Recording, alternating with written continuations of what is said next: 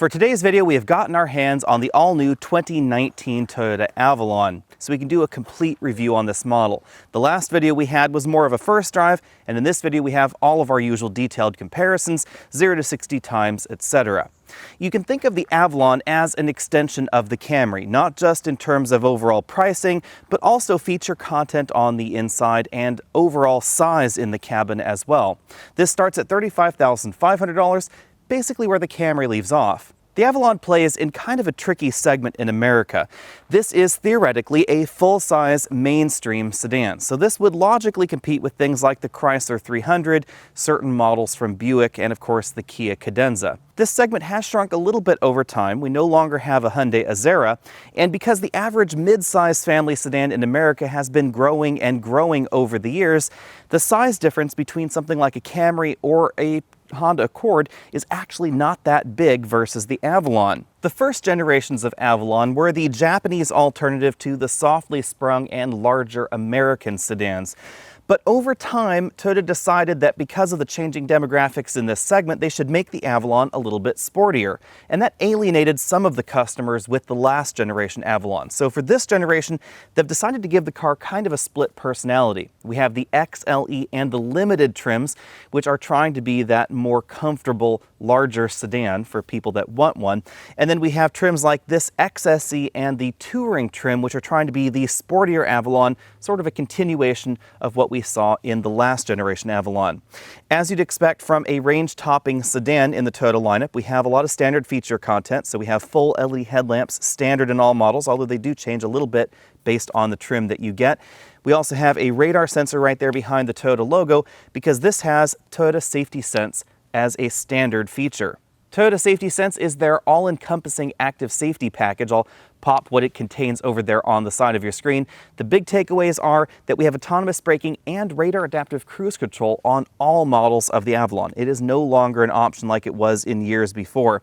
We also have nicely integrated front parking sensors integrated into this very, very large, and I have to say, controversial front grille. I am not really a fan of this look. Let me know what you think about that down there in the comment section below. Versus the previous generation of Avalon, this vehicle is longer, lower to the ground, and wider than before, also helping out the sort of sporty intentions that we find in the XSE version. At just under 196 inches long, however, this really isn't that much longer than a lot of the mid-size sedans in America. In addition to the extra size, style is one of the reasons that you might want to buy an Avalon over a Camry. Whatever you think of the overall look, this definitely has a distinctive style to it. We also have a few features that we don't get in the Camry. Although it is worth noting that our particular model does not have some of these niftier features, like the progressive turn signals that we see in some of the top-end trims.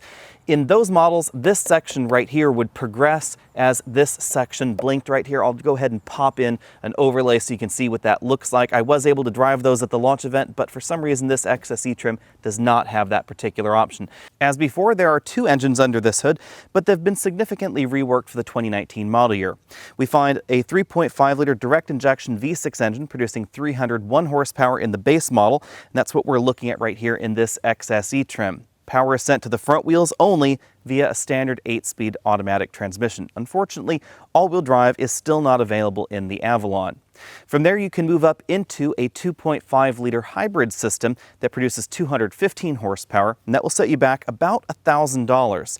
That hybrid system is a really, really good deal in this segment because the premium of $1,000 will be paid off in less than 2 years because it will get you over 40 miles per gallon and an average fuel savings for the average American of about $700 a year. When it comes to front seat comfort, I'm going to give the Avalon 8 out of 10 points. Part of that's because we don't find seats that are as adjustable as some of the competition.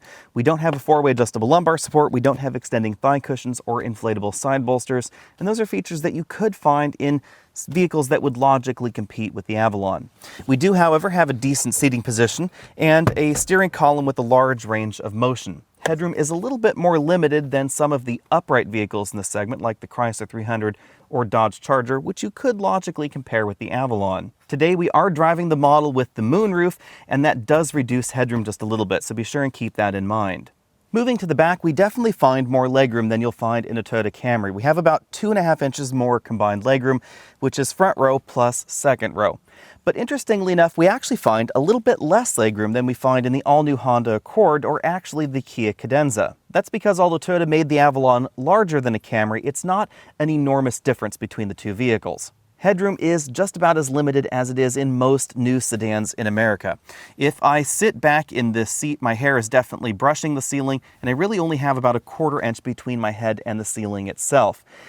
If I were in the hybrid model, then my head would actually definitely be touching the ceiling because there's about an inch of headroom difference between the different versions of the Avalon. Whether you get the moonroof, whether you don't get the moonroof, whether you get the hybrid system or the hybrid system with the moonroof, those will all affect the overall rear headroom figures, and the most restrictive would be the hybrid model with the moonroof. That's because Toyota no longer puts the battery back there in the trunk. It would actually be here underneath the rear seats, and we lose a little bit of headroom as a result. Seats are a little bit higher off the ground. If I scoot over to the middle seat, you'll immediately notice the width difference between this and some of the smaller mid-size sedans in America, because you could put 3 adults back here and they'd be somewhat comfortable for a trip to lunch. I wouldn't want to do that for a longer car trip, but it's definitely something that I could do for 30, perhaps 45 minutes or so. Especially if you're a family and you're going somewhere, this is going to be more accommodating than the average mid-size sedan. If I move over to the right side of the vehicle, this front seat is all the way back in its tracks, and I have about 2 inches of legroom left or so. The large amount of legroom that we find in vehicles like this, or the new Honda Accord or the Kia Cadenza, will also pay dividends if you're looking at a vehicle that's going to be very accommodating for child seats. That'd be another reason to get this over the Camry. Because you can see the amount of room we have between the seat back and the front seat back. This is definitely going to be a lot more accommodating, especially for rear-facing child seats. Cargo capacity is another reason that you might want to buy the Avalon over a mid-size sedan. Behind this trunk lid, we find over 16 cubic feet of cargo space and a larger opening than we find in many mid-size sedans as well.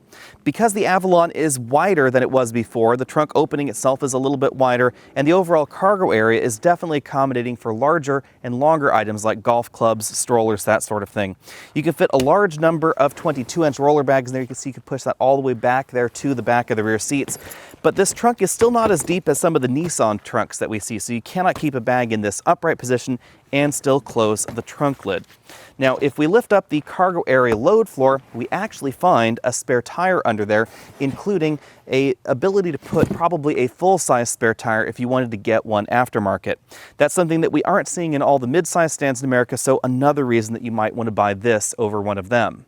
As we look around the interior, keep in mind that we are in the XSE trim. We also have the moonroof right there, so there's a little bit of a difference between some of the models you may find on the dealer lot. The driver and front passenger get height adjustable shoulder belts and two-way adjustable headrests. The front seats feature this suede insert as well as some interesting sort of orange stitching right there in the middle. Not all of the stitching is the orange color. It's used as sort of a highlight color, so the outer portions of the seat as well as some of the portions of the door don't use that same stitching. The bolstering on the seat back cushion and seat bottom cushion is not as aggressive as we'd find in sport vehicles. That is a little bit in keeping with the overall theme of the Avalon in general.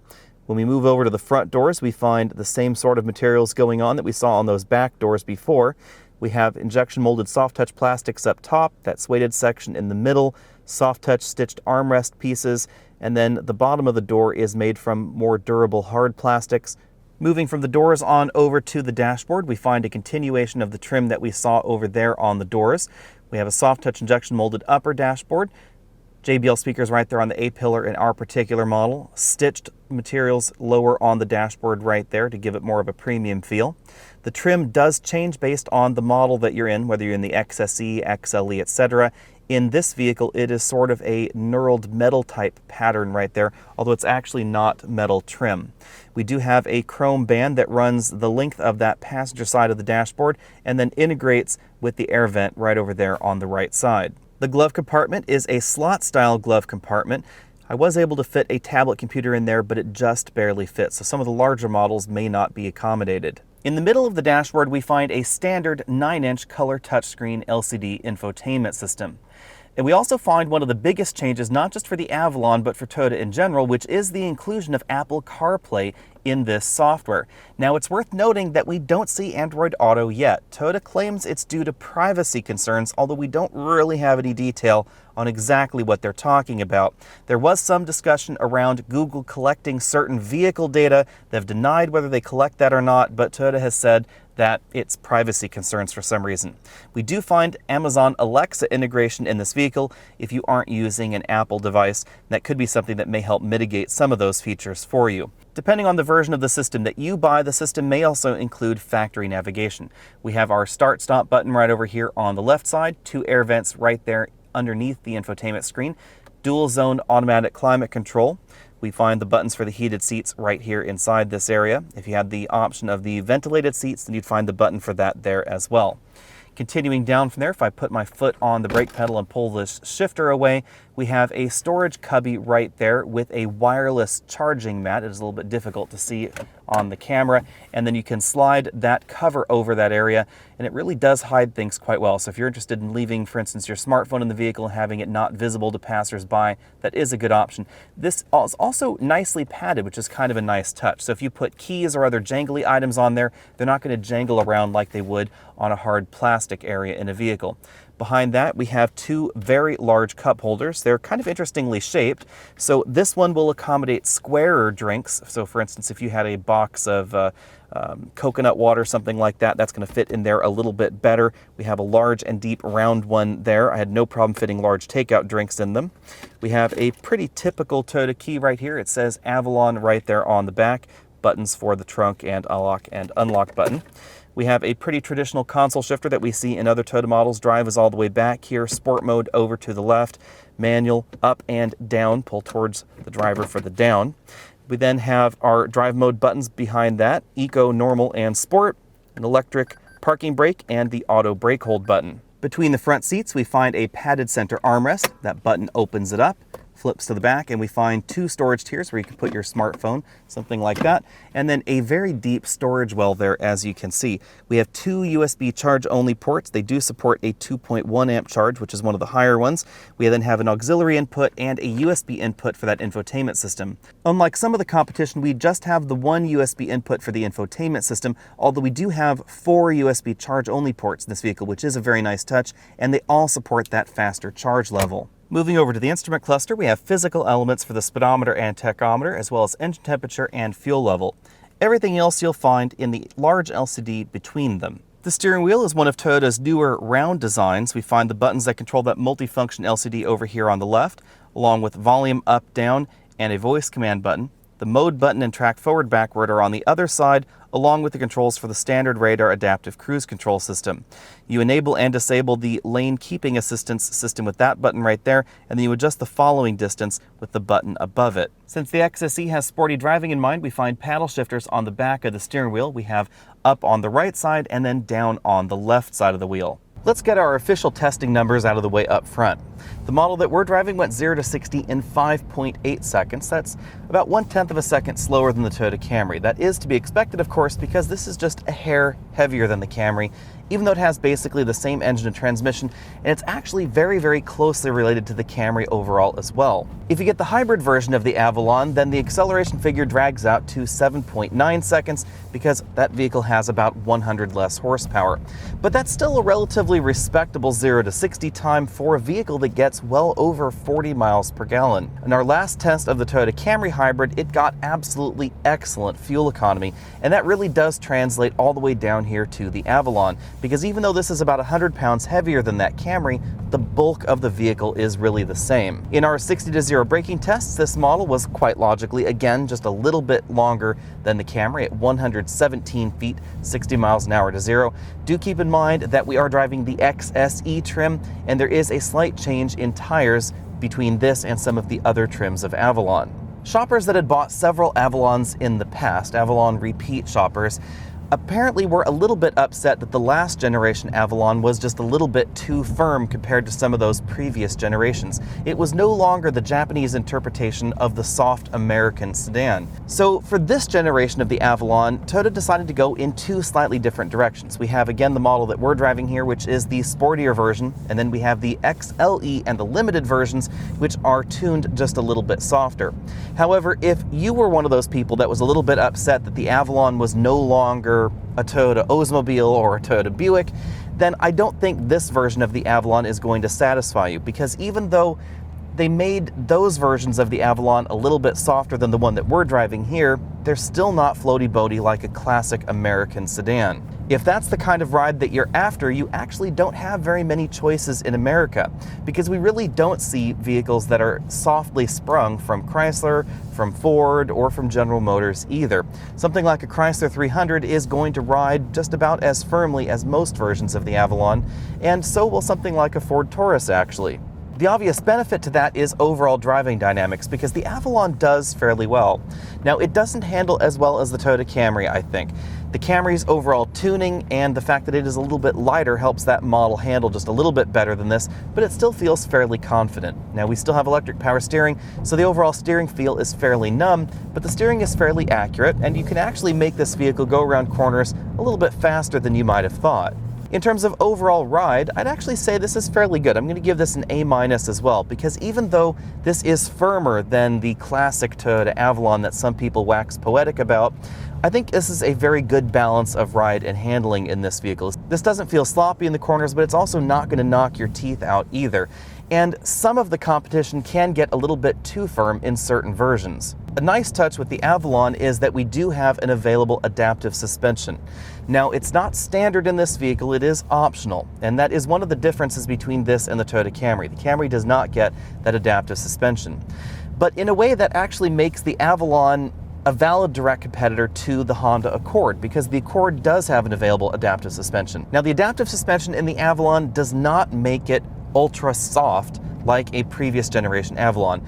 It mainly allows you to select between a mode where the suspension is tuned very much like the model that we're driving and a model that actually is a little bit firmer. So if you're still looking for that softer ride, you're going to have to shop somewhere else. In our cabin noise test, the model that we're driving came in at 71 decibels, which is a little bit louder than some of the competitors. I think that's because we're driving the XSE trim out here on our own home test course, and this model does have a little bit more exhaust noise coming from the back. I'm actually not the biggest fan of the way that this exhaust system sounds. I think that it should be just a little bit quieter, or it should have a mode where you can actually select how much noise you want to come from the rear. Because if you're just tooling along, taking a wine tasting trip somewhere and you have friends in the back, then the engine can sound just a little bit drony. In terms of overall fuel economy, this vehicle has done fairly well. We've averaged about 21 miles per gallon in mixed driving. Of course, obviously that depends on exactly how you're driving the vehicle. We don't have any automatic start-stop in this vehicle like we do find in some of the General Motors entries, so if you're looking for a vehicle without that, this might be a good option. But really, if you're looking for excellent fuel economy, you'll find that in the hybrid version of the Avalon, where you can easily get about 44, perhaps even 45 miles per gallon if you treat it nicely. If you were hoping that the Avalon drives like a larger Toyota Camry, then you'll be pleasantly surprised, because that is exactly what's going on here. Now, in the past, that could be considered damning with faint praise, but actually the current generation Toyota Camry really is one of the more dynamic vehicles in its segment. The Toyota Camry and the Honda Accord really are neck and neck when it comes to overall lateral grip, overall handling feel, etc. And a lot of that translates right here to the Toyota Avalon. This is definitely more engaging than it was in the past. And I would actually argue that versus front-wheel drive competition, especially from Buick, and Buick has been known for making excellent driving front-wheel drive sedans, I think this Avalon actually comes out a little bit ahead when you're talking about comparably equipped or comparably priced vehicles. As I said at the beginning of the video, in some ways you can consider the Avalon an extension of the Camry lineup, and that's logical when you look at the pricing. The $35,500 starting price is just a little bit lower than the top-end price on the Camry. But because the Avalon is a larger vehicle, they don't just translate all those features from that top-end Camry and then take off from there and then add things as you go up.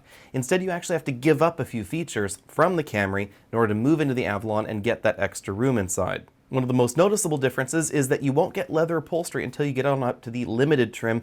The other trims use leatherette upholstery.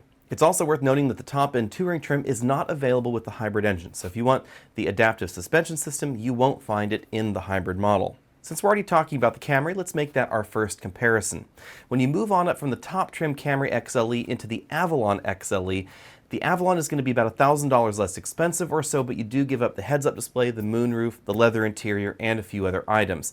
But you gain 2 inches of legroom and about 2 cubic feet of cargo space. Oddly enough, we also gain Apple CarPlay support because for some reason we don't find that in the Camry yet, although Toyota may give it a refresh to allow that feature to happen because the software is actually basically the same version that we see in the Camry and in the Accord's infotainment systems. As you'd expect out of two vehicles that are very closely related, the Camry and the Avalon drive very much like one another out on the road. They use basically the same engine, the same transmission, even the same hybrid system if you opt for that hybrid option. But because the Avalon is larger overall than the Camry, the way that it feels out on the road is a little bit more muted. It's as if the Camry was wearing sort of an extra layer of clothing on it. The actual curb weight difference is not huge between the Camry and the Avalon. They're actually quite close, but the Avalon's extra size definitely is noticeable out on the road. In addition to that, the Avalon's cabin is a little bit more premium. It's also differently styled than what we find in the Camry. So if you're looking for something that is a little bit off the beaten path, it could be an option. Or if you simply want that extra space. Now keep in mind that headroom in the rear does not improve over the Camry. Headroom is actually very, very similar. So if you're looking specifically for something with more headroom in the back, that's not going to be the Avalon. It's also worth noting that the delta in terms of interior refinement and interior gadgets that we find in the Avalon and the Camry is actually quite small. It's a much smaller gap than between the Camry and, for instance, the Lexus ES. This particular jump, in my mind, is a little bit problematic. And I think this is a really good example of why full-size sedan sales aren't exactly on fire, because when you look at this holistically, the Camry is quite simply a better deal than the Avalon, and you aren't really getting that much by moving up into the Avalon. 2 cubic feet of cargo space is not a great deal. You'll be able to fit maybe one more small bag in the trunk. The amount of legroom that we get back there in the rear is not a big deal either because headroom doesn't actually increase. And if you want your passengers in the rear to be more comfortable, you need to improve headroom as well as legroom. Next up, we have the Buick LaCrosse, which starts at $29,570. So there's actually more crossover with Camry than we find in the Avalon in terms of overall pricing structure. Personally, I think the LaCrosse makes a better argument for its existence versus a mid-size sedan than the Camry and the Avalon pairing. The V6 isn't standard in the LaCrosse, but it is more powerful than what we find in the Chevy Malibu, and in the Chevy Malibu you can't get the V6 period. Buick also offers something in the LaCrosse that Toyota does not offer in the Avalon, all-wheel drive, and that is a really, really big item for some folks. So if that's a feature you want, you just won't find it on the Toyota at all. In addition to being dedicated to all-wheel drive, Buick also has an Ion performance that we don't see to the same degree in the Avalon. We have wider tires, we have a different front suspension design that really helps improve overall handling ability, not necessarily feel, but definitely handling grip in the LaCrosse. And we have GM's new 9-speed automatic transmission, which does help improve performance as well. So if you want the better performing, better handling vehicle, again, that will be the Buick LaCrosse. On the downside, active safety is not standard, so you will have to pay extra in order to get those particular features, and you won't necessarily find them at the same price points that you do on the Avalon. So if you're looking for that automatic braking system, the radar adaptive cruise control, etc., and you don't want to pay more than about $36,000, the Camry or the Avalon are going to be the better options there. It's also worth noting that Buick does not give us a full hybrid system. We just get their e-assist belt alternator starter system, which doesn't have the same impact on fuel economy as the full hybrid in the Avalon. Lastly, it's worth knowing that the Buick can get fairly expensive, up to about $50,000. On the flip side, however, Buick is more likely to give you extra cash on the hood when you go to a Buick dealer and actually buy one. Of course, here at Alex Autos, we can't talk about dealer deals really because they're changing month to month, so here we're talking mainly about MSRP, but you should keep those extra deals in mind. Next up, we have the Kia Cadenza. This is the alternative from Korea because Hyundai has actually killed the Azera, which was originally targeted directly at the Avalon. The Kia Cadenza is targeted not just at the Avalon, but also in a way at the Lexus ES. That's obvious when you look at its pricing structure and the overall feature content. It starts at $32,290, so right about where we see the Avalon starting, and ends right at $44,690. So it bookends the Avalon on both sides. The overall feature content can be described in a similar way. Power is slightly lower from the Cadenza's 3.3-liter V6, fuel economy is also a little bit lower, and we don't get LED headlamps in the base model. But as you move your way on up to the top-end trim, we get more features and more of an attempt to compete with the Lexus ES. That's quite logical, of course, because with the Avalon, we have a structure that is a little bit more limited in top-end functionality because we have that Lexus ES on top of it, whereas on the Kia side, there is no other model that could compete with the Lexus ES. So they jam both things sort of into the Cadenza. That's why we find features like Nappa leather, which is a higher quality of leather inside the Kia cabin, as well as a driver's seat that is a little bit more adjustable than what we see in the Avalon. The overall design is also, I think, a little bit more premium, a little bit more elegant, and the Avalon is trying to be a little sportier, a little bit edgier in terms of its overall style, leaving the more elegant styling to the Lexus ES. So if you think the styling on the Avalon is just a little too controversial, then the Cadenza could be a good option. It's worth noting the Cadenza offers a much longer standard warranty than we find in the Avalon as well. The trouble is we still have that question of value with the Cadenza between it and the Optima, especially the top-end trim of the Optima. Really, the only major feature that you get in the Cadenza that you don't find in the top-end trim of the Optima is the V6 engine, because the Optima would get a 2-liter turbo. But when we move on over to the Camry versus Avalon, again, we don't really have that same distinction because they both use the same V6 engine. I think the Cadenza offers a bit more reason to move up from a midsize sedan in that elegant and refined design language and, of course, the more comfortable interior, but I still think that it suffers from sort of the same value proposition that we see between the Avalon and the Camry. That brings us along to our last competitor, the Chrysler 300. Rumors have been swirling around that there will be a refresh for 2020, but details are scarce at this time. Starting at just under $29,000, this is the only rear-wheel drive option in this particular segment. Aside from the obvious improvement in terms of overall driving dynamics that rear-wheel drive gets you, the 300 also has a number of other good things going for it. Legroom is generous, it's just a hair below the Avalon, but it actually is still very large for this category. And we have a decent amount of headroom in the rear. Even though the numbers are very similar between the Avalon and the Chrysler 300, in the real world, you can definitely fit taller people in the back of the Chrysler. If you get the V6, you can get all-wheel drive in the Chrysler 300, again, something that we don't find in the Avalon. And of course, it has the only V8 engine option in this particular segment. If your pockets are deep enough, you can combine that optional V8 engine with the optional full leather dashboard, which definitely will make that vehicle look more premium than the base models. And I actually think that even though it is getting a little old, actually still a little bit more premium in terms of overall interior refinement than what we see in the Toyota Avalon. In addition, we get Chrysler's latest infotainment system, which offers Apple CarPlay and Android Auto. Android Auto is a feature that we don't see in the Avalon yet. As with the Buick, it's worth noting that you're likely going to get a better deal on the Chrysler 300 than on the Toyota Avalon because the dealers are going to have more cash on the hood, a little bit more willing to deal with those prices as well. If my money were on the line, which one would I get? Well, I have to say that I would probably get the V8 Chrysler 300. It's big, it's comfortable, it's powerful, and it's a good value. If you're concerned about reliability, most recent metrics have actually put the Chrysler 300 a little bit above average. It is likely going to be less reliable than the Toyota Avalon overall, however, so you should keep that in mind. If reliability is a big deal for you, then you actually should take a look at the Buick LaCrosse and the Kia Cadenza, because those two vehicles have actually proved to be quite reliable overall. When it comes back to specifically just the Avalon, however, I think that I would just buy the Camry V6 and save the cash, because the Camry gives you the leather upholstery, the heads-up display, etc. at a lower sticker price, and you're really not giving up that much in terms of overall interior room. And for all of that cash, you could spend your money on some summer tires and really make the Camry V6 an awful lot of fun. The Camry V6 and the Honda Accord 2.0T are my two top picks in the mid-size sedan segment for a good reason. They're just really, really great vehicles overall. And even though there's nothing intrinsically wrong with the Avalon, I don't think it's as great of a deal or as good of a car overall, very well-rounded in that way, as the Toyota Camry. Let me know what you think about that down there in the comment section below. Which would you get if you were shopping Camry or Avalon? Be sure to hit that subscribe button. Also, if you haven't already done so, click up there to the top of your screen if you want to support this channel, and head over to facebook.com/AlexNautos so you can see what we're driving this week.